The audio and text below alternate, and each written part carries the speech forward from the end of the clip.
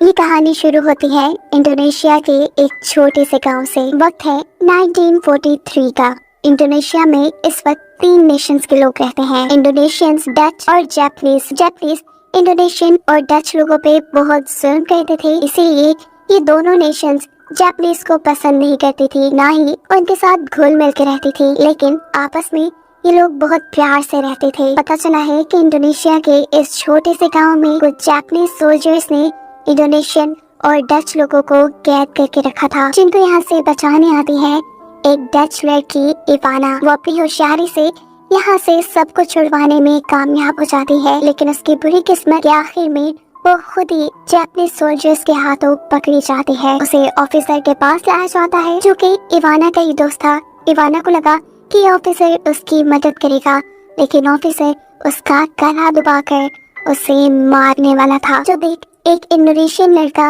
यहाँ इवाना की मदद करने के लिए आता है और ऑफिसर के सर पे एक बड़े से पत्थर से वार करके उसे बचाकर यहाँ से ले जाने लगता है। ये लड़का भी इवाना का ही दोस्त था और जापानीज सोल्जर की कैद में था। अभी इवाना की वजह से ही छूटा था। ये दोनों यहाँ से भाग रहे थे कि पीछे से वो सोल्जर उठकर इन दोनों की तरफ एक गोली चला देता है और ये सीन यहीं से कट होकर 1993 का वक्त दिखाया जाता है। एक बस के अंदर हम एम्बर नामी एक लड़की और उसके भाई को देखते हैं। पता चला है कि उसके पेरेंट्स की एक कार एक्सीडेंट में मौत हो गई है और उसी एक्सीडेंट की वजह से वो भी अपनी तरह से देख नहीं पाती। उसे सब कुछ धुंधला दिखाई देता है, इसीलिए एम्बर का भाई हमेशा उसका ख्याल रखने के लिए, उसको गाइड करने के लिए उसके साथ रहता है। कुछ ही देर में एम्बर अपनी मंजिल पे पहुंच जाती है। ये उसके दोस्त एगस का घर था, जिसे देखने पे पता चलता है कि ये तो वही बिल्डिंग है जहां आज से कई साल पहले जापानीज लोगों ने इंडोनेशियन लोगों को कैद करके रखा था। एगस एम्बर और उसके भाई को घर के अंदर ले जाता है, अपनी फैमिली से मिल पाता है, जो सभी एम्बर और उसके भाई से मिलकर बहुत खुश थे। कुछ ही देर बाद एम्बर का भाई एगस के ग्रैंडपा के साथ गेम खेलने लग जाता है और खेलते खेलते उनकी डिश यहाँ करीब ही एक छोटे से घर की खिड़की के अंदर गिर जाती है। ये लोग उसे लेने के लिए उस घर में जाते हैं। एम्बर भी वहाँ जाती है। घर बहुत पुराना था। जब एम्बर आगे जा रही थी तो अचानक ही फ्लोर की लकड़ियाँ टूट जाती है और एम्बर बेसमेंट में जाकर गिरती है। उसकी मदद करने को फौरन उसके भाई और उसका दूसरा साथी यहाँ आते हैं और उन्हें ये जगह काफी इंटरेस्टिंग लगती है। इधर से ही उन्हें एक अजीब सा बॉक्स मिलता है, जिसे लेकर वो अपने घर आ जाते हैं। उन्होंने एक स्टैचू भी देखा था जिसका सर नहीं था। घर आने पर जब ये बॉक्स खोलते हैं तो उसके अंदर से उन्हें सबसे पहले डायरी मिलती है, जो इवाना की डायरी थी, यानी उसी लड़की की जिसे हमने मूवी के पहले सीन में देखा था। डायरी में लिखा था कि इवाना के पेरेंट्स किसी न किसी हादसे में मारे गए थे। वो घर भी इवाना का था और ये बॉक्स भी। बॉक्स के अंदर जो इन्हें कैसेट मिली, जब ये लोग उसे चला के देखते हैं तो उसमें एक बहुत ही अच्छा सॉन्ग था। सबको पसंद आया और सभी डांस करने लगे। डांस करते करते अचानक ही घर की लाइट चली गई और कुछ करने को था नहीं, तो ये लोग सोने के लिए चले जाते हैं अपने घर पे बहुत सी कैंडल्स जलाकर। यहाँ हम नोटिस करते हैं कि अचानक रात में उनके घर का मेन डोर खुल जाता है। एगस जो एम्बर का दोस्त है और इस घर का ओनर है, वो बाहर चेक करने जाता है, लेकिन बाहर कोई भी नहीं था। सब सोने के लिए लेट चुके थे। इस घर के हर कमरे में रेडियो टेलीकॉम्स लगाए गए थे ताकि हर कोई एक दूसरे से कांटेक्ट कर पाए। एम्बर को अपने रूम के रेडियो टेलीकॉम के अंदर किसी की आवाज आती है, ऐसी जैसे वो उसे उसके रूम से बाहर बुला रही हो। एम्बर आवाज सुन के बाहर आ जाती है और बाहर आने पे एम्बर को सब कुछ ऐसा नजर आ रहा था जैसे उसकी नजर खराब ही ना हो। यहाँ उसके सामने जैसे एक फिल्म चलने लगी थी। उसे वो वक्त नजर आ रहा था जिस वक्त में इवाना अपने साथियों को बचाने के लिए इस घर में आई थी, यानी आज से कई साल पहले का वक्त। पता चलता है कि कहानी के पहले सीन में जहाँ जापानीज ऑफिसर ने इवाना और उसके फ्रेंड की तरफ गोली चलाई थी, तो वो असल में इवाना के फ्रेंड को लग गई थी।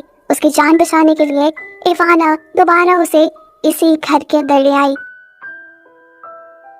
उसने जान बचाने के लिए यहाँ के सभी इंडोनेशियन लोगों से मदद मांगी, जिनको अभी उसने बचाया था, जिन्होंने इवाना की कोई मदद नहीं की। अभी वो यही चीजें देख रही थी कि अचानक रूम से एम्बर का भाई बाहर आ जाता है। उसकी आवाज सुनकर वो चौंक जाती है। उसे कुछ समझ नहीं आया। वो रूम में वापस आकर लेट गई। ये सब उसका विजन था। रात में दोबारा उनके घर के दरवाजे खुले। इस टाइम पर उनका म्यूजिक प्लेयर भी चलने लगा था, जिसकी आवाज एक इसकी ग्रैंडमा को आती है। इसे बंद करने के लिए जब वो बाहर आई तो उन्हें अपने घर पे सर कटा स्टैचू दिखा। वही स्टैचू जो हम इनके साथ वाले घर की बेसमेंट में देख चुके थे। इसे देखते ही ग्रैंडमा डर कर वहाँ से भाग जाती है। वो वॉशरूम में अपने आप को लॉक कर चुकी थी, लेकिन जो कोई भी था वो उनसे पहले ही वॉशरूम में आ चुका था। वो पीछे से ग्रैंडमा के सर को पकड़ लेता है। ग्रैंडमा को नजर आते हैं तो बहुत ही खौफनाक से हाथ जो एकदम से उनकी गर्दन को उसके सर से अलग कर चुके थे, और ऐसे ग्रैंडमा मारी जा चुकी थी। आज ईद का दिन था। सब लोग जल्दी उठ गए थे। सभी देखते हैं कि उनके घर के बिल्कुल दरमियान में वही स्टैचू रखा है जिसे वो बेसमेंट में छोड़ आए थे। एक को लगा कि उसका भाई शरारत में उनके साथ प्रैंक करने के लिए ये स्टैचू यहाँ ले आया है। इस पे लोग ध्यान नहीं देते। मेanwhile दूसरी तरफ एम्बर अपने साथ रात को होने वाले सारे वाक़ये के बारे में एक के ग्रैंडपा को बताती है, जिन्हें उसकी बातों पे यकीन ही नहीं आ रहा था। खैर, अब ये लोग नाश्ता शुरू करते हैं और उससे पहले एक पिक्चर बनाने का डिसाइड करते हैं। इन्हें फील होता है कि उनकी यहाँ पे ग्रैंडमा है ही नहीं। सब उन्हें ढूंढने लग गए। उन्हें ढूंढते ढूंढते एम्बर एक बाथरूम के पास आ गई। उसे सब धुंधला नजर आ रहा था। उसने महसूस किया कि ग्रैंडमा के सर को उसकी बॉडी से अलग करके बहुत ही बुरे तरीके से मारा गया था। ये सब महसूस करके वो डर गई। उसे जोर से चीख मारी। उसके आवाज से सब यहाँ आते हैं और ग्रैंडमा की ऐसी हालत देखकर बहुत ज्यादा डर जाती हैं। ये काम कौन कर सकता था? केस को सॉल्व करने के लिए वो पुलिस को बुलाते हैं, लेकिन पुलिस भी बॉडी की ऐसी हालत देखकर घबरा चुकी थी। इस टाइम तो बॉडी के ऊपर बहुत से कीड़े भी चढ़े हुए थे। उससे डर कर वापस गाड़ी में बैठ जाते हैं और अपनी फोर्स को बुलाने के लिए कांटेक्ट करते हैं। वो यहाँ से खुद भी जाना चाहते थे, लेकिन बारिश की वजह से कुछ भी नहीं कर पा रहे थे। देखते ही देखते रात हो गई और आधी रात में दोबारा एम्बर को म्यूजिक चलने की आवाज आई। जैसे ही वो म्यूजिक प्लेयर के पास आती है तो इस वक्त दोबारा उसे सब क्लियर नजर आने लग जाता है और इवाना की कहानी एक मर्तबा फिर कंटिन्यू होती है। दिखाया जाता है कि इवाना जिन इंडोनेशियन लोगों को यहाँ बचाने आई थी, वही इंडोनेशियन लोग इवाना को इस लड़के से अलग कर देते हैं। वो तो उनसे मदद मांग रही थी, लेकिन यहाँ उल्टा इंडोनेशियन लोग ही उसे जोर जोर से मारते हैं। आज इवाना के साथ जो कुछ भी हो रहा था यहाँ प्रेजेंट में एम्बर के साथ घर के सभी लोग देख पा रहे थे। इवाना की दर्द भरी आवाजें और लोगों का ये मारना सब सुन पा रहे थे। सिर्फ यही नहीं, दीवार पे आए शैडो में उन्हें ये सब नजर भी आ रहा था। ये मारने वाले इंडोनेशियन लोग अब इवाना को जापानीज सोल्जर्स के हवाले कर देते हैं। उन्होंने अपनी ही हमदर्द के साथ धोखा किया था।